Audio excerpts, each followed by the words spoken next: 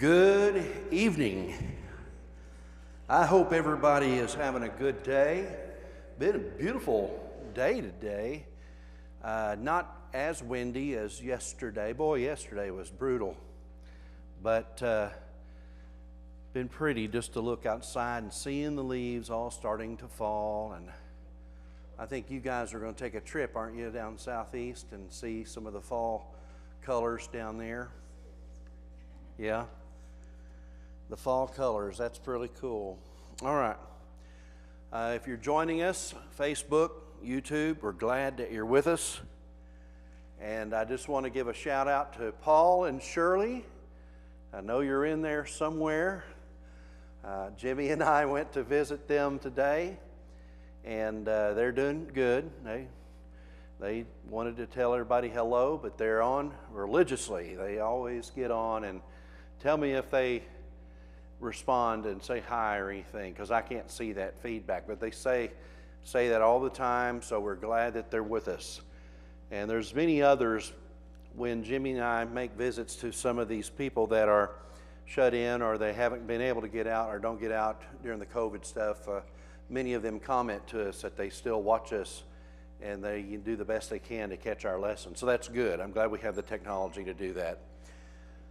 All right, so we are in 2 Kings, and we're going to be doing chapters 6 and 7 today. A day of good news is what I entitled this lesson. I want to start off by just saying we ought to always be looking for the good and not the bad. Now, do you agree with that? Okay, I want to know why you agree with that. Why should we start off every day looking for the good and not the bad? So you start having a disposition right off the bat that you're going to choose good. Do you do that every day? Okay, I'm thankful for your honesty. Anybody else want to answer why you would agree with that? Yes, Sam. That is exactly what I was looking for. You're going to find what you're looking for. Paul and Shirley said hi. Everybody look up there. I know they can't see you, but wave. We're waving. We're all waving. All three of us. No, there's more than three here. Yeah, because we find what we're looking for. And that tells us something about life, and it would probably be wise if we just try to start every day off with that mentality of I'm going to try to look for the good. And then I know you've heard this from people, maybe it was a parent or grandparent or someone you heard, that there's a little good in every person. I'm not sure that's 100% true, but I think that it's your job and my job not to judge and to assume that there is. Does that make sense? I kind of like Ronald Reagan's statement, trust but verify. I like that, trust but verify. So we're going to be looking at 2 chapters tonight where things don't look good. In many different ways. There's actually a multiplicity of narratives here in these 2 chapters. And really, I'm going to be honest, I think these 2 chapters really should have just been one chapter. You'll note that when you went from chapter 6 and 7, there wasn't a change of stories. There's no switching horses in the middle of the stream there. It's a continuation. Sometimes they did a pretty good job getting the chapters to separate, and sometimes they kind of messed up. But that's okay. We're not going to worry about that.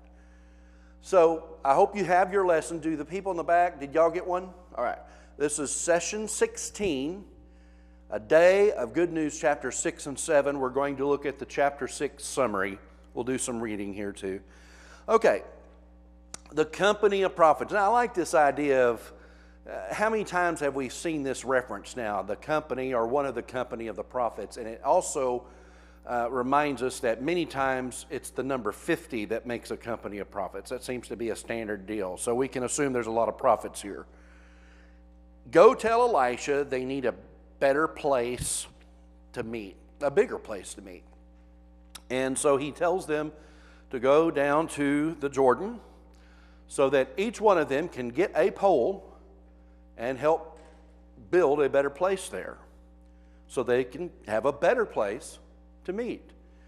I know we often stress that the building is not the church, and that's true, and neither was the temple of the Old Testament the actual, God did not intend for the building itself to be worshiped, but that He was to be worshiped, okay? And of course, now we know that our bodies are the temple of the Holy Spirit. But there is something to be said about having a place physically that we can come together. Amen? Don't you like the air conditioning and the heater and the comforts of padded pews and whatnot, all right? And the lights, And realize how well off we do have it compared to biblical times and even people today in other parts of the world that don't have the comforts that we have. I do think shelters are not to be necessarily de-emphasized. When Jesus is transfigured with Elijah and with Moses, it was Peter that was among the three, Peter, James, and John, that said, "It's good for us to be here. Let's build a shelter, one for you, and one for you." His idea of having a shelter was really a remarkable, honorable thing. But of course, God's voice rang down from heaven, "This is my son. Listen to him." In other words, in comparison to Moses and Elijah, you need to be focusing on Jesus, okay? And shelters was not what God was wanting at that point in time. But it was good to have a meeting place. Also, I want to note this, that it was early on in Moses' leading Israelites out of Egypt, there was a little shelter called the tent of meeting. The tent of meeting. Now this, you read about it in Exodus 33 and 34, and this is before the tabernacle was actually later called the tent of meeting, because this was considered where God would come down and meet man. But Moses had been doing that with God at the smaller tent of meeting. The cloud would be outside the doorway, and it would say that Moses would go in and have a conversation with God as a friend would face to face.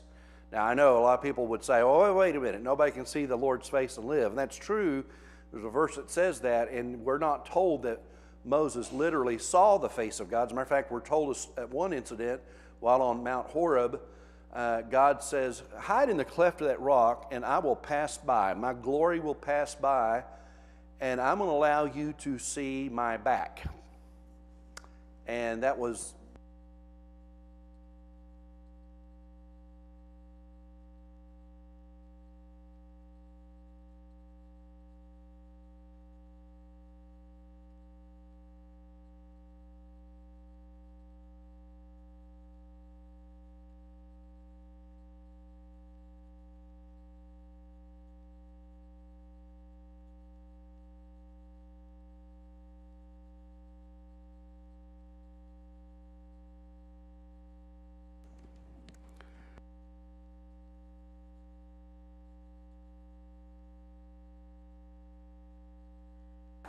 Wasn't that a funny joke? Sorry if you're just tuning in.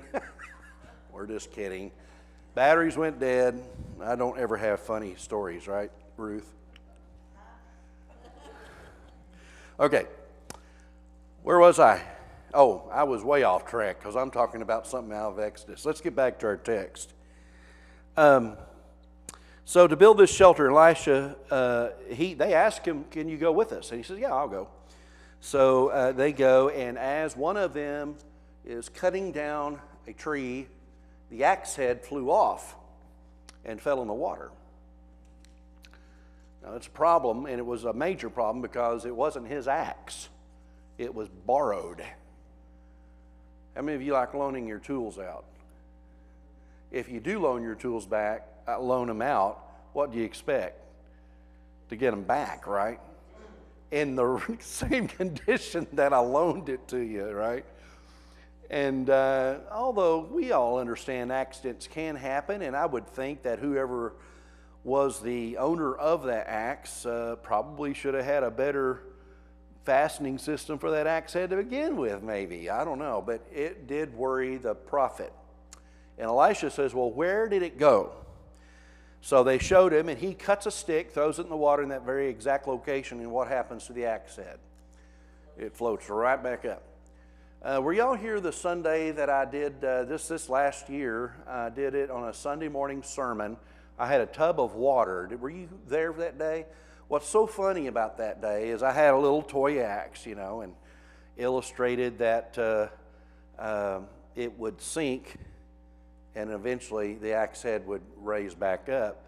And it was Jim Shepard, whom his phone on his Bible app was all of a sudden started reading this story audibly about the same time the axe head was floating back up to the water, and my little object, it was reading that, and he was trying to turn it off, but it was well timed. Do y'all remember that? That was funny. It's back there on a live stream somewhere back there. Anyway, and that's the end of that story. That's it.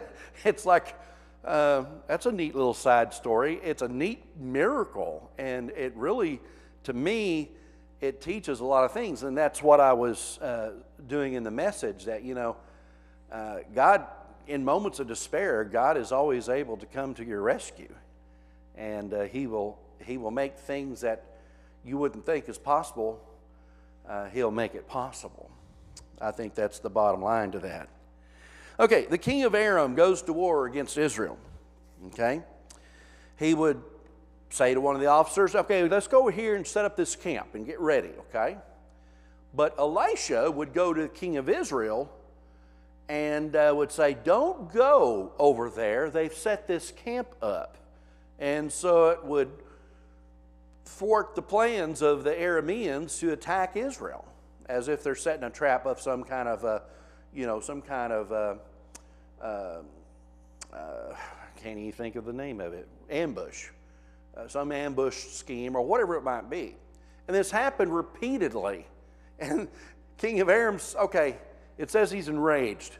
Okay, who is the snitch, right? We've got a mole in this place. Who is it that's helping the king of Israel out by telling him our plans? And one of the officers says, it's not any of us.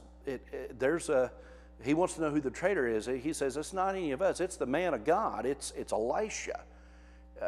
Whenever you say something, even if it's in your bedroom, he goes and tells the king what you've said. He's always a step ahead of you. And of course, this makes the king furious, right? And he sends a messenger to go to where Elisha is. And he sends out horses and chariots, a strong force, to Dothan, that's where he's at, surrounding the city at night. And Elisha's servant saw them there the next morning when he gets up, and how does he feel about it? That they're surrounded. Well, he's afraid. And so when he tells Elisha, Elisha's response is found in verses 16 and 17. Don't be afraid, the prophet answered. Those who are with us are more than those who are with them. And if you are one that doesn't mind writing in your Bible or making notes, that one there I'd underline, because that's true no matter what. There's a New Testament verse, for example, that says, greater is he that's in you than he that's in the world. Do you believe that? Oh, yeah. Or there's an old a cappella vocal band song, you, me, and God make five. And the idea is you got God the Father, God the Son, and God the Holy Spirit, and then you and me. That's five of us, not just one of us, okay? So I think that's a pretty cool thought, that you always have the edge when God is on your side. As a basketball coach, I would be thinking, God, you're a part of this team. And I'd be letting my kids know, just to instill a little inspiration into them, if you can legally say that. You could maybe just allude to it or give innuendos. Hey, we've got the blessings of you-know-who on this team, something like that. I think that's motivating. It musters the spirit in a person to know.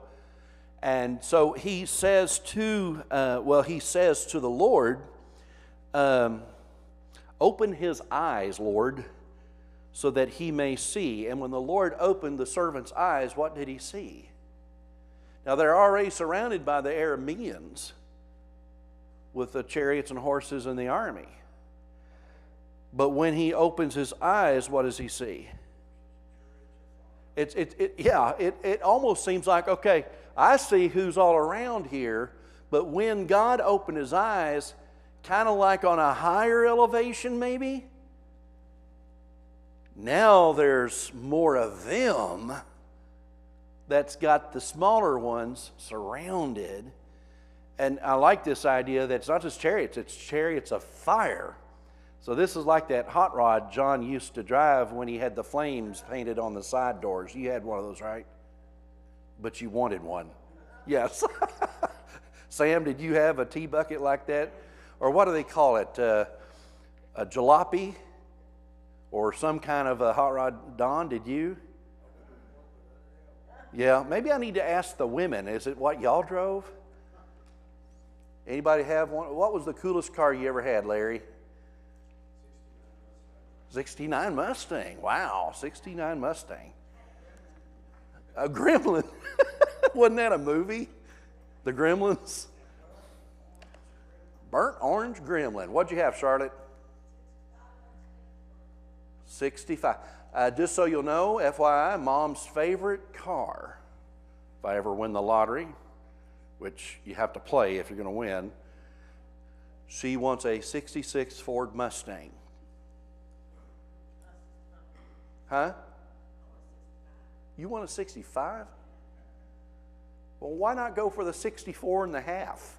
I never understood why there was a 64 and a half. But anyway, okay, we were way off. Sorry. Chariots of Fire. Back to Chariots of Fire. And here's what's interesting about this too, is that when he sees this, then it says, as the enemy came down toward him, Elisha prayed to the Lord, strike this army with blindness. Now this story gets really good, doesn't it? Because if they're now blind, when they get there, who can they not recognize? Elisha. And so Elisha goes up to them and says, hey, this is not the town and this is not where the man of God is, but follow me and I'll take you there. And where does he take them? Samaria. And then he says, Lord, open their eyes. And they open their eyes and we're in Samaria. And the king of Israel saying to Elisha, shall I kill him? Shall I kill him? I mean, we got him. Let's get him. Let's go. And he says, no. Would you put to death the people you've captured by your own sword and all this? And he says, feed them. Feed them? Yeah, give them a feast. And then send them back. Did it work? Yeah, because then they didn't raid Israel anymore, at least until King Ben-Hadad then went to lay siege on Samaria, which is what happens next. So he mobilizes an army to lay siege on Samaria, and it's during a really severe famine. Look at verse 25. There was a great famine in the city, and the siege lasted so long that a donkey's head sold for 80 shekels of silver, and a quarter of a cab of seed pods for 5 shekels. Now, you might have footnotes about what those weights actually are, but I'm 2.5 pounds. I just never knew that was some good eating there, a donkey's head. I know that you take the head of livestock to make that barbacoa tacos. That's a pretty popular dish. Yeah, and you will not order it. I do it with other meat cuts, but I do like barbacoa tacos.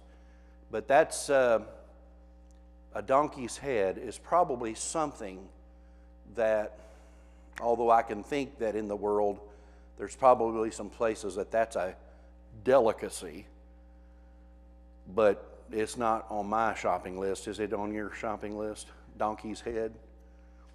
You know. Huh? Oh, yeah, yeah. And, you know, that's kind of just a description of how severe the famine was, of how much for such a, what I would think is considered low quality choice of meat, cut of meat. But, hey, it's a head above the rest, right? Sorry. It's the best I had. Oh, I see what you did there.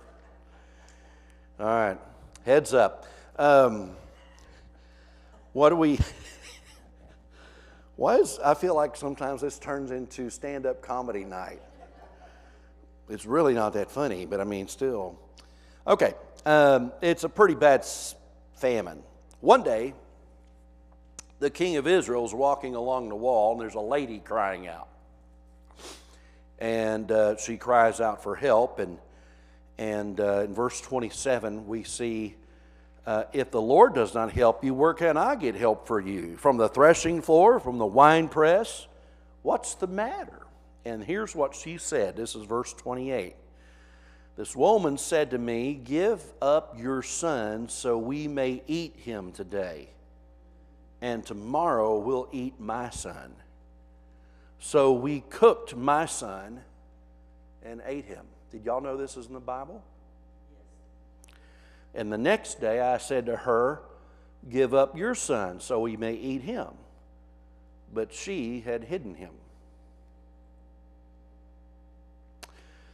Wow. We don't know the severity, do we? We really don't comprehend this.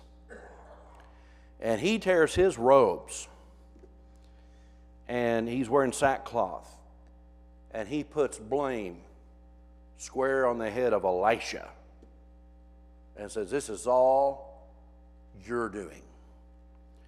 And vows that, may God deal with me ever so severely if I don't have the head of Elisha today. And a lot of times we see this kind of vow being made, and it goes like, this time tomorrow.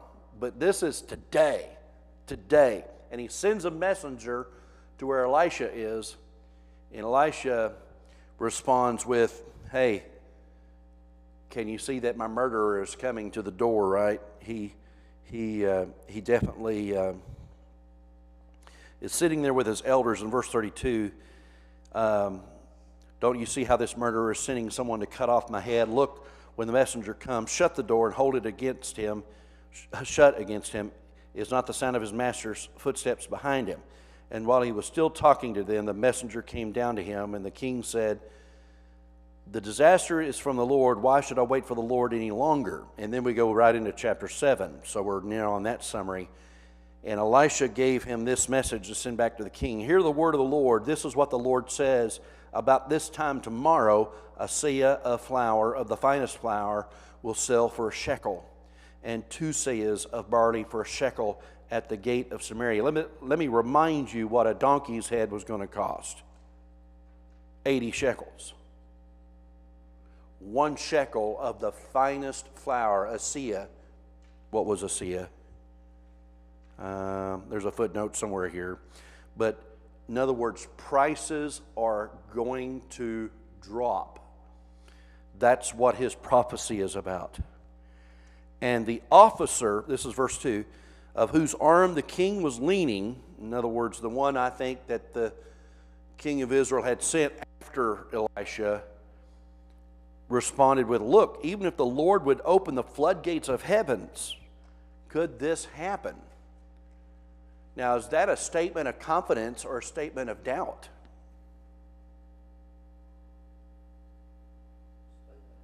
It's a statement of doubt.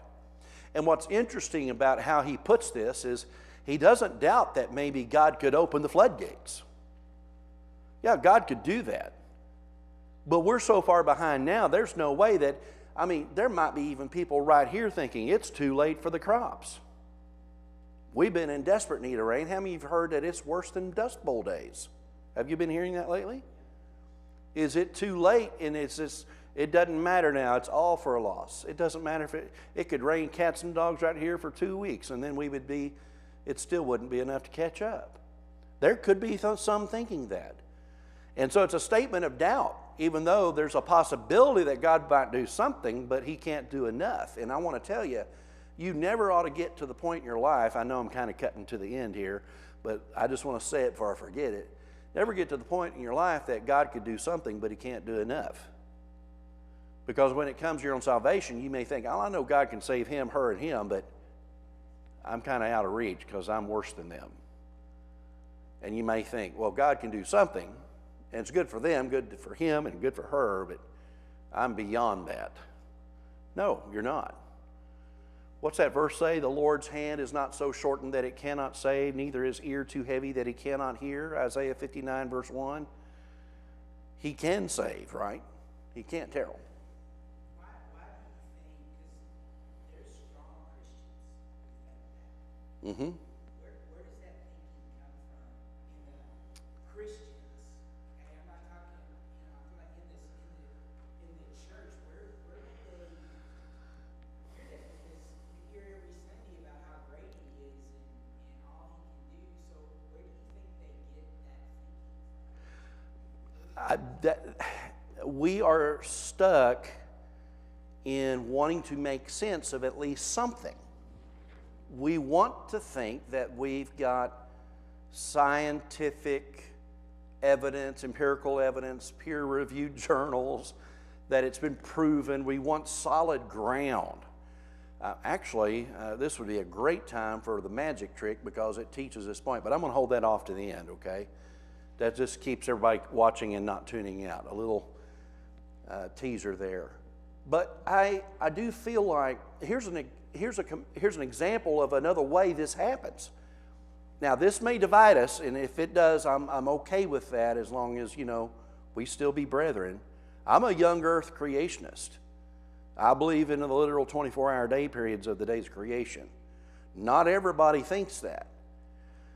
For those I've had discussions with, there's no doubt in their mind that God created the earth. But come on, in one day he did all that, and then in another literal 24-hour period he did all that. In other words, it's almost like saying, well, God did something, but he can't do that. And I'm thinking, now, wait a minute. There's not anything my God cannot do. Yeah. He spoke it, and I love that idea that let there be light. And then when you go to John chapter 1, when you're talking about the word picture being used of Jesus, that word, which is the Greek word logos, means word. It's spoken word. And Jesus is the part of the creation. Everything was created by him, for him, through him. That's Colossians 1, 15 through 18. And John 1, was it verse 2 or 3, that says there wasn't anything that was made that wasn't made through him or made by him. And that word became flesh, meaning that's Jesus we're talking about. And so when God says, let there be light, I believe that's Jesus creating it. When you get to verse 26, let us make man in our image. You got personal pronoun usage there, don't you? It's the Godhead. Again, you and me and God make five, okay? That's the Godhead there. I strayed a little bit, but it's a comparison. I think, well, God can do something, but he can't do that. Well, no. Now, if I'm wrong on the 24-hour period, and I learn that when I get to heaven, it's not going to keep me from accepting it and walking through heaven's gates. But there's no literal heaven's gates, by the way. But that's another discussion. These are word pictures. These are symbols. A lot of people want to say, well, a day with the Lord, it says 1,000 years. 1,000 years is a day. And they show that to say, see, it might have said a day. But my thinking on that is you have a definitive parameter. It doesn't just say that he did this on day one. It says he did this on day one, and there was both a morning and an evening. and we were already told, that there's a light ruling the day, a light ruling the night. You get a pretty good idea of what morning and evening is. Okay, there's my little side view, but the question as to why? Because it just seems to make more sense if you give God more time to do it, then it's more plausible and more believable. And maybe I feel more comfortable talking to my friends about a creative God. Sam?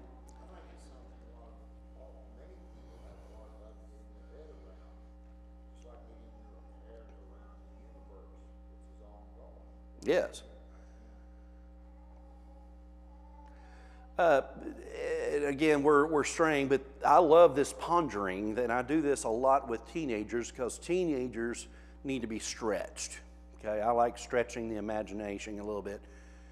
But do you realize, and I'm not an astrologist, but do you realize that the stars that you see at night may not actually even be there, but have died, but the light's still traveling?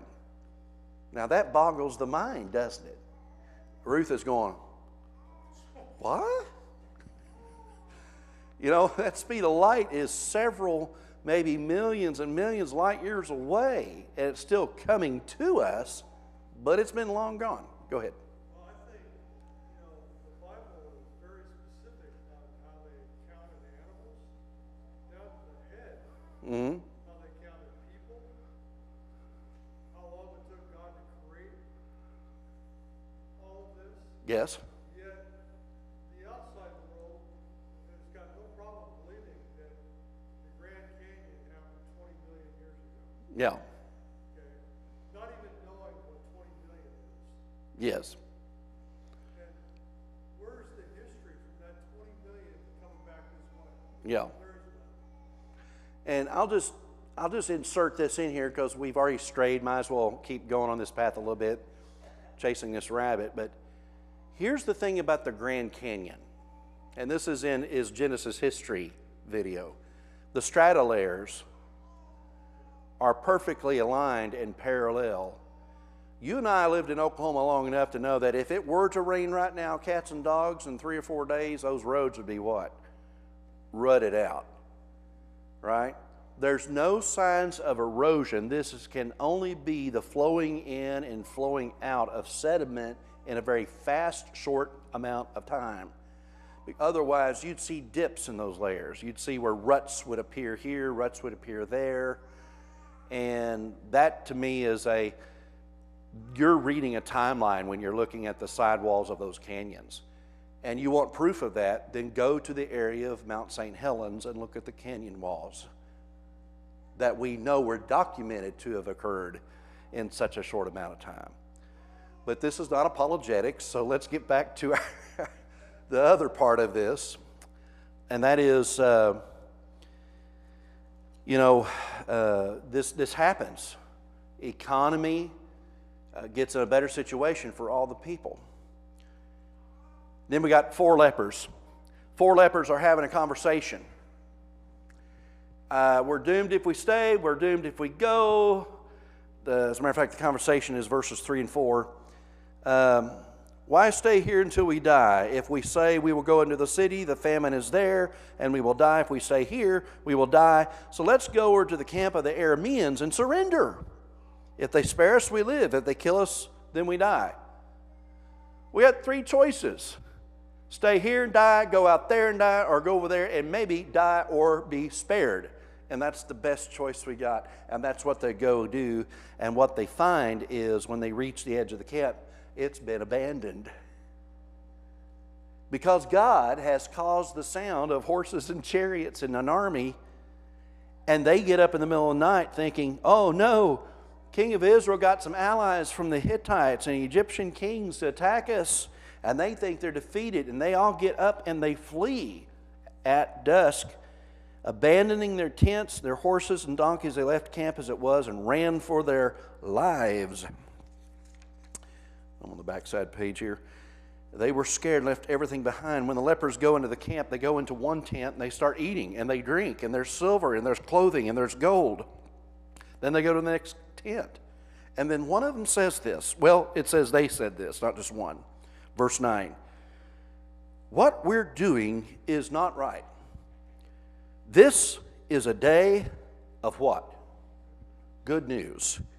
And we're keeping it to ourselves. Now again, if you don't mind writing in your Bible, this is another place I'd underline. Because could this not also apply to what we have in Jesus Christ? It's not right for us to keep Jesus to ourselves. Amen? The world needs Jesus. And what Jesus has to offer is a lot more than gold, silver, and clothing. It's not good for us Christians and our churches to keep a lid on this.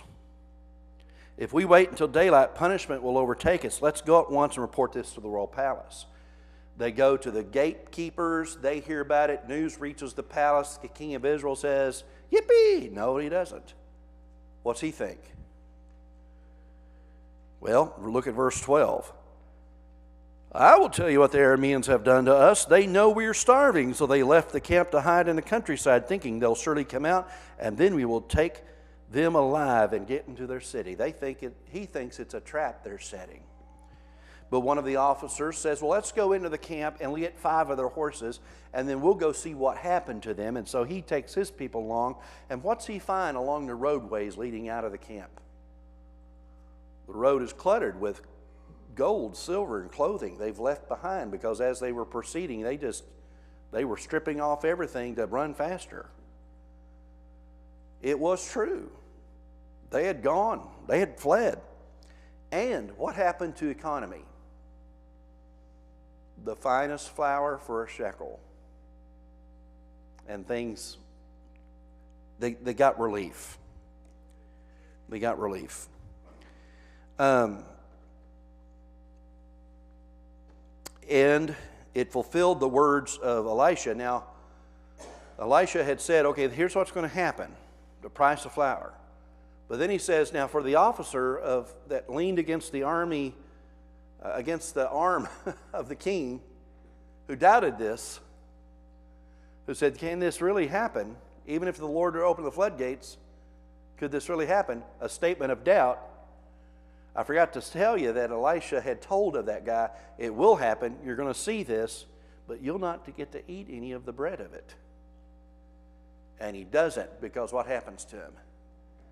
News that had reached Israel caused all the people to rush out to the campsite, and there's the guy who leaned against the king's arm, trampled to death underfoot. He didn't get to eat it. So what do we learn from that?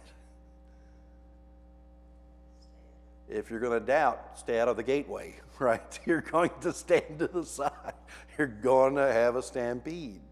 It's not doubt. It's trust in God's what we ought to do. We've already been doing some of this, but what are some of the other things you ponder about these 2 chapters? That's the 2 chapters in a nutshell.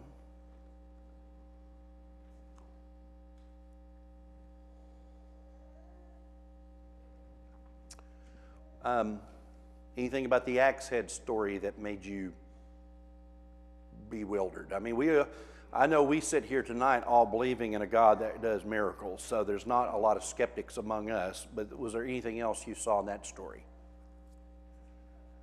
Go ahead, Don. Not necessarily the story, but the thing that kind of strikes me is there's emphasis put on Elijah. In fact, I think was it Elijah and Moses that when Jesus. The transfiguration scene, yes. And then they said Elijah must come. Yes. But really, when you're reading through, you don't get a lot about Elijah and what he's done. You get a lot more about Elisha. Well, right. He's got the double portion of Elijah's spirit, and he just, there's a lot more written about him. That may be something we talked about this, I think, a week or 2 ago when we were talking about when Elijah was taken up in a whirlwind. What did that mean about Elisha, and why doesn't he get maybe more recognition? I think that may be what you're saying. Somebody, was it Sam or somebody brought up, well, it didn't say he had double the Spirit, it had a double portion, which is a portion's a part of something. So he may not have had the double effect of Elijah, but a portion. He might have gotten a portion to begin with, but he says, I want 2 portions of that. When the potatoes come by, don't you ask for 2 portions? I do. But it's not the whole bowl of potatoes. But it does seem the emphasis is on Elijah, and that John the Baptist is the one that fulfills that prophecy. One who comes in the spirit and power of Elijah would be John. And the recognition of Elijah in both the book of James, when he prays that it not rain, and then it rains, that's Elijah. Do we have any reference of Elisha in the New Testament at all?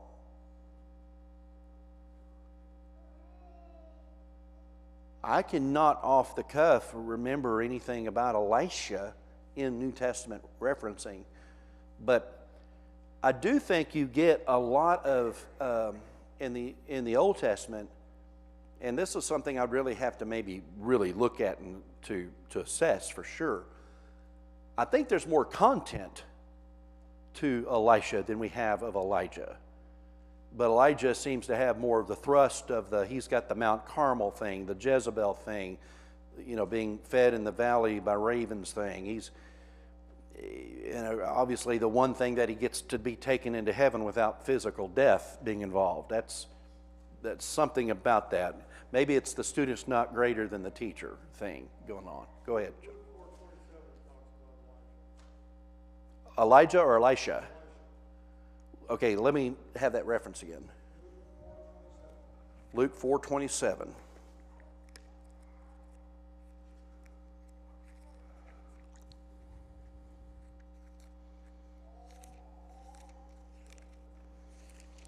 Okay, let's look at this. Luke 4:27.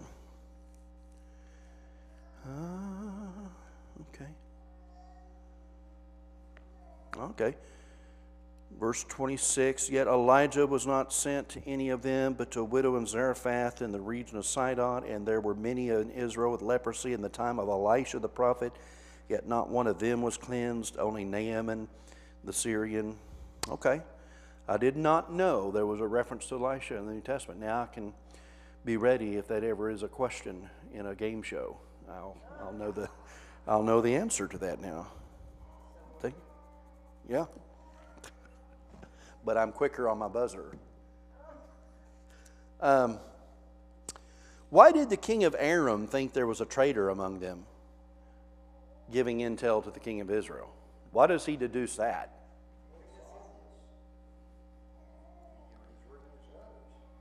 Okay. So somewhere there's a breakdown in my own people, someone I can't trust. There's a mole. And it's a plausible thing to consider. You have to not rule that out. How many of you watch these detective shows, NCIS, or all these other shows? Sometimes you got somebody that's tipping someone. Does it ever happen in politics? It used to be we had this saying, loose lips sink ships. Oh, yeah. Now that it's a commander in chief, it says, well, we're going to do this and this and such a day. Yeah. Can it happen in church? Ooh, man, when Paul, elders, this is something, it just gives me goosebumps on my goosebumps to think about it. When Paul's saying his farewell to the elders at Ephesus, he says, watch out, for there's wolves, right? He talks about the false teachers. And then he says, and who are in sheep's clothing, of course, they're disguised. But he says, even among yourselves, the elders, some will arise dividing the flock. Now, I'm not saying let's take a vote and see which one of the 4 elders is most likely to do this, but I'm saying this is a warning that Paul says, hey, don't be so naive to think it can't happen in the church, because it can and has.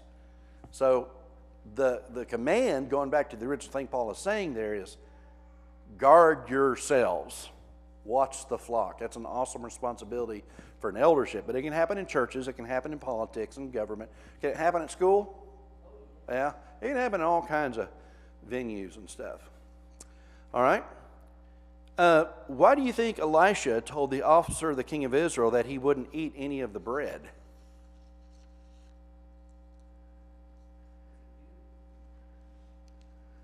You know, here's Elisha, already known for calling down the 2 bears to come maul the 42 boys who had made fun of his baldness. You don't want to upset Elisha. And to Elisha, when you doubt what I just said, God had told me to say to you, here's what you're not going to get to do. And is it Zechariah that is not able to speak until John's born because of the very doubt? Sarah laughs when the angels tell Abraham about her conceiving a child. You better be careful about mocking God or saying, really, God, or doubting what God can do. That's an important lesson. Why would the king think the report from the lepers was a trap?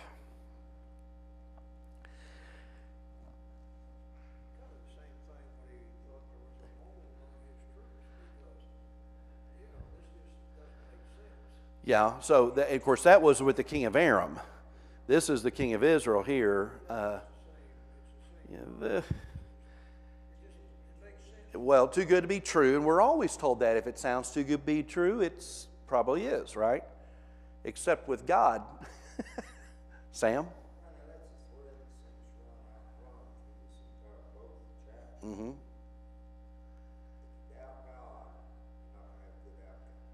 Yeah. Remember how I started tonight's class? Why do you think it's important to start off your day thinking the good and not the bad? It sounds like these guys have been burnt so much, it's like that once bitten, twice shy. They just don't think the good at first. They got to be convinced.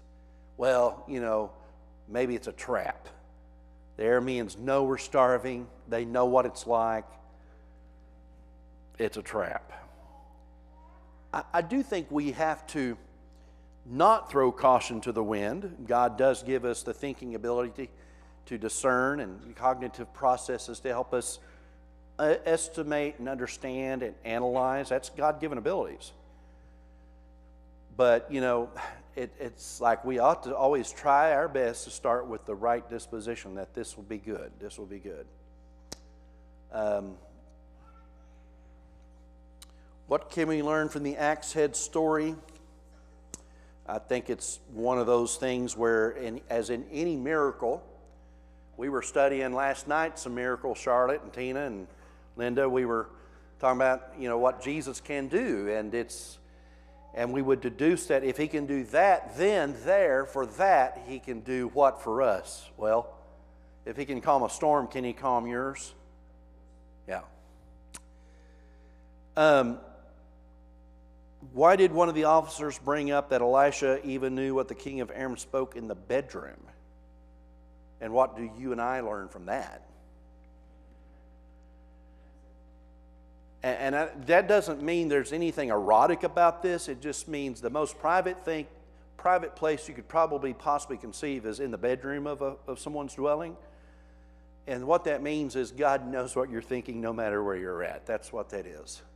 How many of you have heard of the phrase closet sinner, or sin that's done in the closet? In other words, it's sin that's like sometimes when we're talking about the problem that many guys, but girls too, but many guys have an addiction to pornography. We call that a closet sin sometimes. It's not always out in the open. It's that area that seems to be the most secluded, that would be the most difficult to know that they were dealing with such an addiction. It's in the closet, okay? When they come out of the closet, things get revealed and told, right? But we have a God that knows all and sees all. And as they were praying right before they cast lots to choose Judas's replacement as an apostle, Lord, you know the hearts of all men. Or maybe when God tells Samuel, God doesn't look as man does on the outside of a man. He looks at what's the inside of a man, and David is chosen to replace Saul. These are some of the principles that you and I have got to understand, that nothing is kept secret from God. He knows the very sands, talking about numbers, the sands of the seashore, or the hairs on your head, and how many fell out last night. You know, He knows that. I'm not making fun of baldness, by the way, just so you know. I went to the barber yesterday. Could you tell? A new barber, because Barney's getting shaky these days. And then Supercuts had 5 people ahead of me with only one person cutting hair. So I went to this new place in Hartford. Great guy, cut my hair. But he makes this comment: "Do you want to keep your comb over?"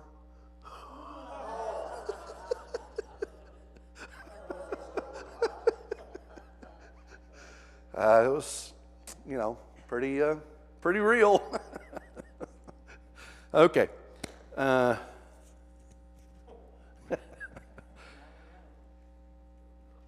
Let's go to my magic trick. 2 pieces of rope. This really does fit tonight's lesson. I did this Monday night in Tulsa with my group that I meet with, where we talk about Bible lessons from different effects. And I've got 2 pieces of rope right here. They're the same length.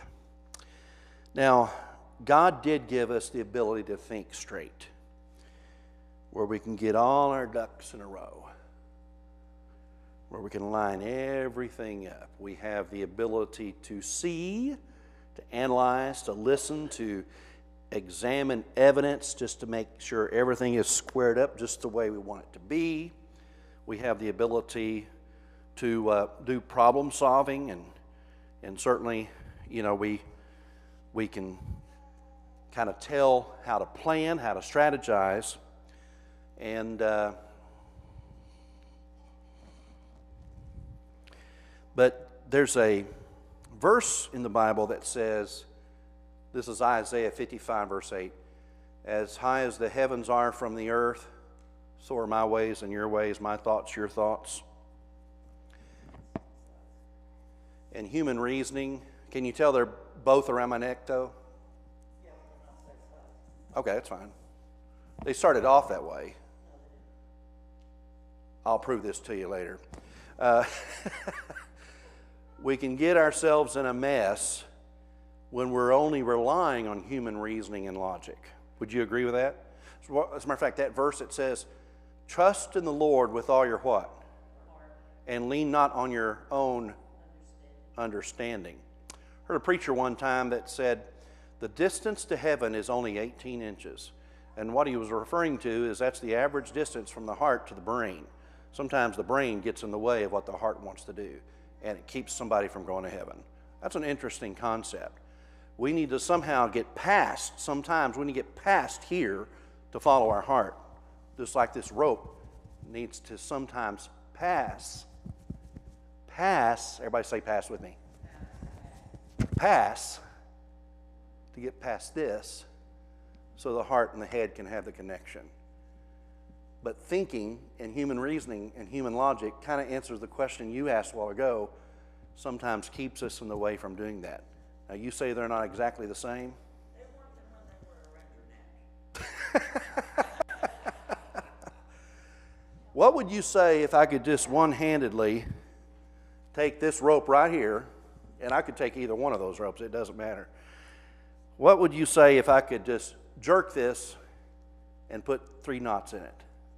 I can see the 3 knots.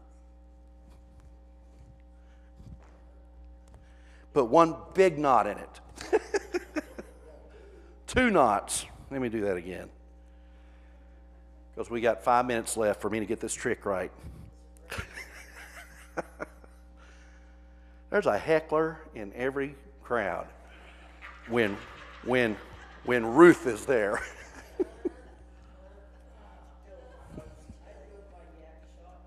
Huh? Come on. We're getting hung up. We're going to keep doing this till it's done. What was it, 70 times 7, Lord? Practice makes perfect. But I think you see the point that I'm making from tonight's lesson is that we have several indicators in here that people just would say, that doesn't make sense that that could happen, but in fact it really can.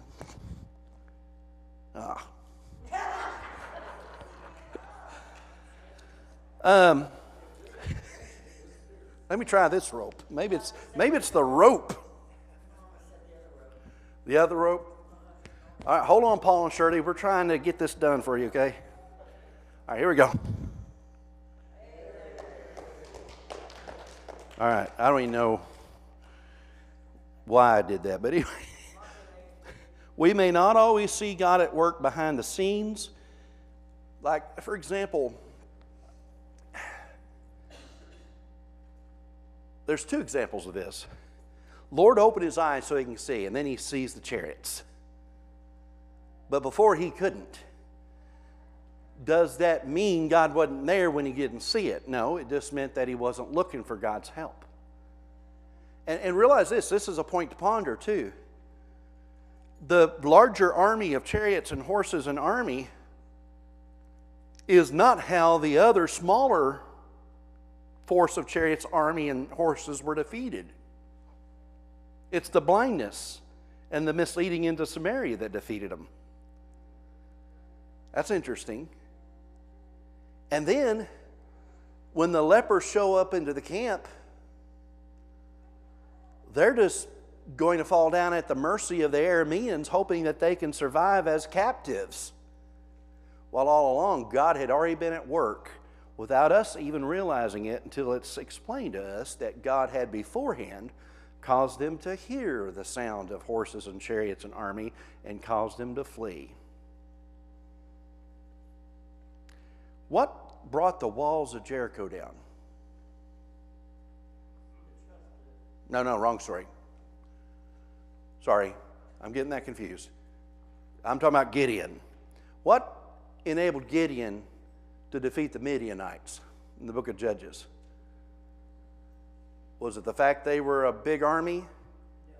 They weren't a big army. How many did they start off with? Wasn't it like 30-something thousand? Then he got it down to 10 and then got down to 300. Remember the people that lapped the water like a dog or whatever with their hands? They're more attentive that way maybe when they're drinking water this way.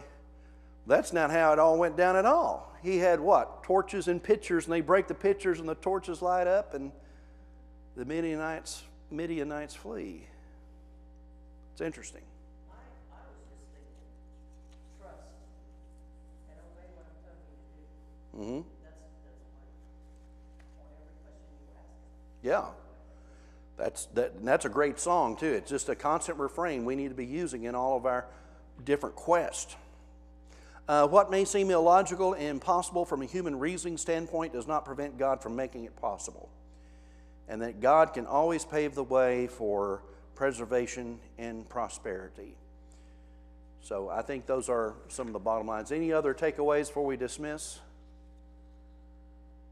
Did y'all like these stories tonight? Those two phrases, I think, are key to memorize. The one phrase, more is with us than there are with the enemy. That's one phrase. And this is a day of good news. And let's not keep it to ourselves. Those are my two final takeaways, I would say. I challenge you with to make sure you keep that out there. Yes, John.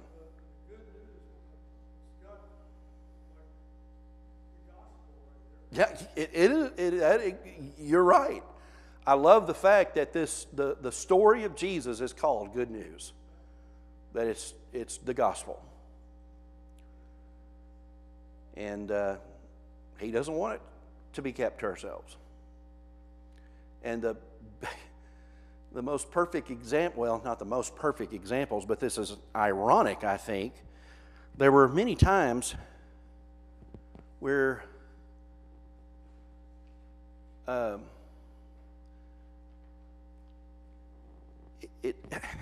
do I put this? Often, when Jesus is teaching his disciples, they would take it, but they wouldn't share it. But it's to the people that he reached out to, like the woman at the well, who went back to town to tell everybody, come see a man that told me everything I ever did. And it's interesting, how did one preacher put it one time? Jesus often told his disciples to share it, and they wouldn't, and he would tell others to not share it, and they did. He told them not to tell anybody, but to go and tell everybody. I think that the Legion, Mark 5, the guy with the Legion of Demons, he's from the Decapolis, which is the 10 cities, and he goes back and tells all of them. And of course, all the sheep herders came out to see what the ruckus was about too. But we ought to evangelize in that method, like it's wildfire. Okay, we're done for tonight.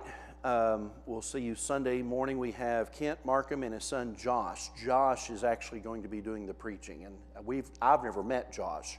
I don't know if y'all have met Josh. I know Gail said he had, but he's the one now that kind of took Kent's place in Ecuador. So we're going to be hearing about the work in Ecuador this coming Sunday. So we'll see you, Lord willing, then. Okay. We'll sign off with that.